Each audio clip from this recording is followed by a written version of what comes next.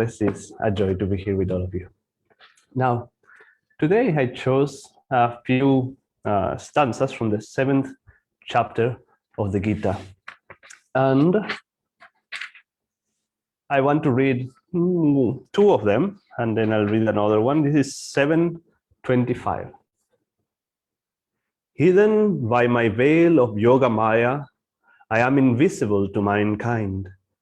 Humanity, therefore, bewildered by appearances, sees not that I am, in essence, ever born and ever deathless.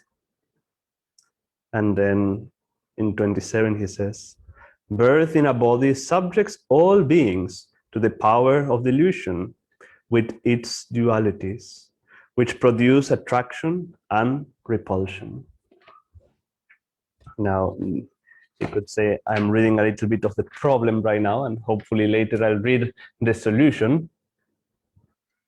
But basically what Krishna is saying here is a little bit of all the mess that we are in. He says, the veil of Yoga Maya.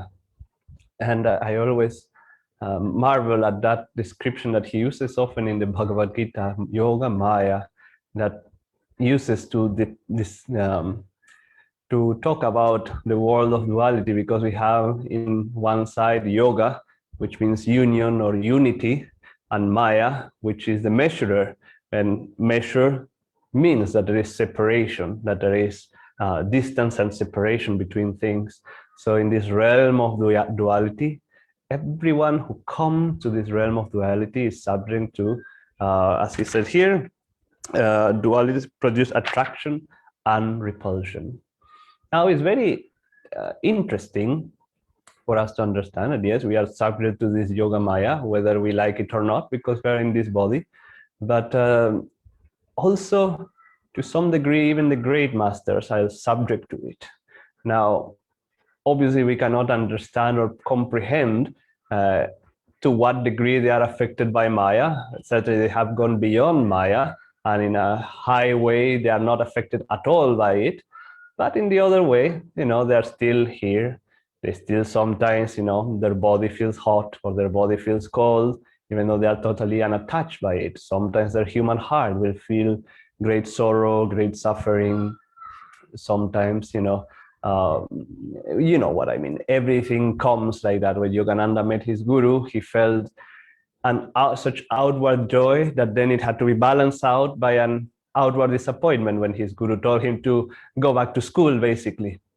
But we all know that also the great masters play the lila. So we don't understand exactly how it works, but nevertheless, it's very reassuring for us that to see that human side of them, to see that they are not just way above all this world that they come and they are just like going through life unaffected by anything, which inside they are, but that's not the side that they show to us. I remember long ago I was looking at a video of some random guy on YouTube who was doing a little review of the autobiography of a yogi. So I was very curious. He was an American person, and the one thing that he mentioned is that he found a great solace because even Yogananda wept or was feeling very sad by the loss of his mother.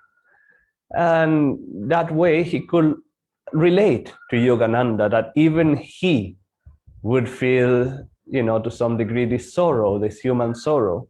And this person, I don't think he was on the spiritual path. It didn't sound like he was, but he had read the book. And even though he knew Yogananda was very great, he was able to relate to him because of that. And I think they subject themselves to this duality just for our inspirations, just for us to really see that, okay, yes, these things are there. I also am suffering like you are suffering, but yet I'm able to transcend it, yet I'm able to go beyond it. I always feel intrigued to discover, whenever the realization comes, how much are these masters really affected by Maya, because then we know that we hear the story of Lahiri Mahashaya, who until he was 30 years old or so, he didn't meet Babaji, and he was a quote unquote regular person living in the world and having a job and all that. And but yeah, he was an avatar, so there is that duality that we really have no idea what's going on, because if you are an avatar, I doubt you can ever live a normal life or like be dissuaded by Maya. But nevertheless, that's the story we are told, and probably these masters veil themselves to some degree in order to that we can relate more to them. So therefore, their experiences are much more relatable, and they give us much more hope. And I think that is the important part, that they come so that in this realm of duality, there is still hope for all of us. Now, I want to read the next verse, 7:28. Righteous men, however, their sins expiated and no longer subject to the oppositions of duality, worship me steadfastly. Now, this seems to really contradict what I just said, because the people whose sin have been expiated no longer are subject to duality. And well, again, that is the nature of duality, that even though it seems that they are subject to it, well, really they are not. They are way beyond that. And since it's Easter and this coming Sunday, it also makes me think of the just the story of Jesus, how he was crucified, but yet he was totally unaffected, totally untouched by it, and he was able to, you could say, weep for humanity or feel for humanity and what they had done to this instrument of the divine that had come to earth. But now Swamiji makes a point to say here that also it is not that Krishna is not only referring to the masters when he says righteous men. He's also referring to some degree, at least, to all of us who are devotees on the path and who have to some degree expiated our sins already. The fact that we are on the spiritual path, we are interested in self-realization, we are practicing Kriya Yoga, is a great gift, and we should never belittle it. We should never bring ourselves down that, oh my God, the Gita talks about such high things. It's always talking about when you do this and when you do that and when you do that, then they worship me alone, then they feel the bliss of my spirit, then, and it can be very discouraging, because we don't seem to be nearly there at all. And it seems that he's always talking about the great masters, that they who have already done this, they feel that.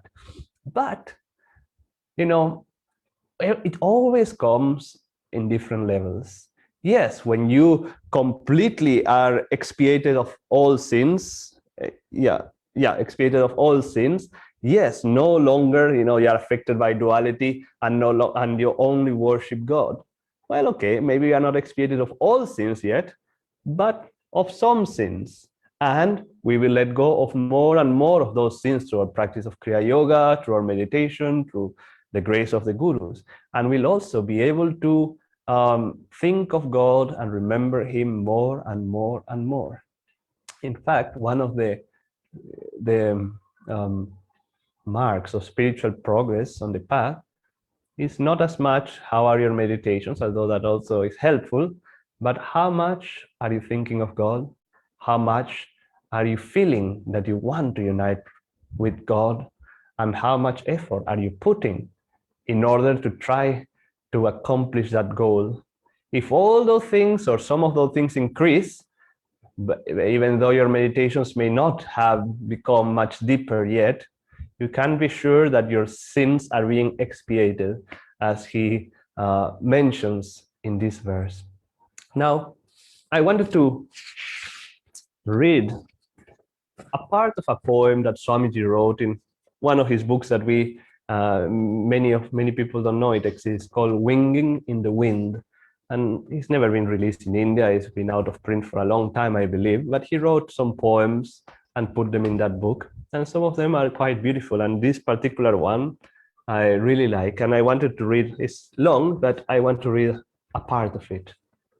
This Swamiji says, I want to share, and maybe you can close your eyes while we listen to this. I want to share, yours, friend, the freedom to take what I offer, or if you will, to reject it. And what if you take it not? Why, you are not damned. For lo, we are free, you and I. Each of us has the right, yes, and more, the eternal need to grow in his own way, to progress at his own pace, to seek his own hour, to define his own goals. I can't carry your burdens, nor usurp your privileges. For good or ill, it is you alone who must bear them.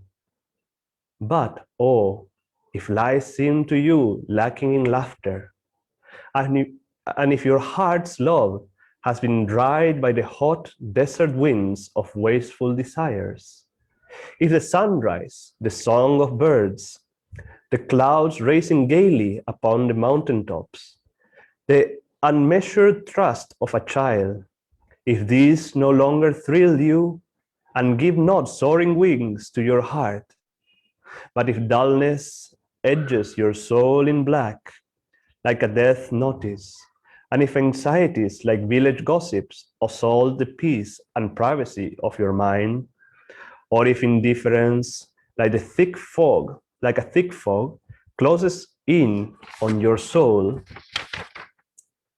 till you see not the joy dancing in a sunbeam, then, oh then, I long to come and knock at your door, to say, hear me, friend, there is a meadow I discover, quiet, beautiful, an innocent place where the birds sing truly, where trust smiles in the faces of flowers, where love comforts travelers, embracing them with the breezes, and where joy wells up out in the land, flinging melody to the skies. But again, what is this sharing of mine? And what would I give you, friend? Is mine the gift of a prophet, of a saint who has seen and who shares with other men his certainties? Would that this were so? It is not. And yet, I have seen fire in the eyes of persons who, as I believe, have reached the journey's end. I have sat stilly and listened to the songs of their souls, joyous and pure. I have walked beside them. I have seen how they carried themselves, straight and true. I have marveled at the crystal depths of their peace, fathomless, fresh, clear as far down as my probing gaze could reach. Following in their footsteps, I have wondered to see how my own desert began to bloom, my sandy waste turned green. And he goes on a little bit more. Especially that last part of how he has seen the fire, the example of those who have reached the journey's end, and how when attuning to them, imitating them, he also saw that the desert became a garden. And I think that's the most important thing. Something that has been stuck in my mind since I heard it. Like not long ago, we had a Satsang with Nayaswami Asha, and she said how we are so good on the spiritual path, at least, to make something that should be so joyful, so miserable. And I started to think, and it's true. You know, our meditation tends to be like, oh my God, I would like to meditate more, or I don't have enough time to meditate. Oh, I'll meditate after this. Oh, I must meditate because I made a promise I will meditate. And in all that, we make it more of a chore than a joy. Our service, it becomes, let's finish this, let's finish that, let's do this, let's do that, and it becomes stress instead of service. Just living wherever we are, whatever God has given us right now should be our joy. Even the worst of things, we can find the joy, but yet we make it miserable. Yet we look away from this example that the masters and that explains here in the Gita and in the poem, have given us. And if we were only to turn towards their example, towards what they do, towards what they say, and live as much as we can in joy, and if not joy, at least in a positive attitude, in a positive frame of mind, then we will also see that life can become beautiful, that we can see the joy in the sunbeams, in the mountains, in the laughter of children, that life can become beautiful if we make it so. Even though we are still in duality, even though we know that these things in and of themselves are meaningless, why not enjoy the life that God has given us? He wants us to enjoy the life He has given us, and that is the way out of this mess.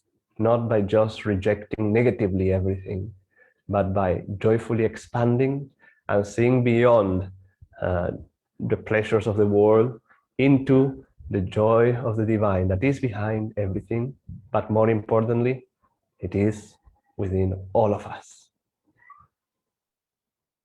Joy to you all.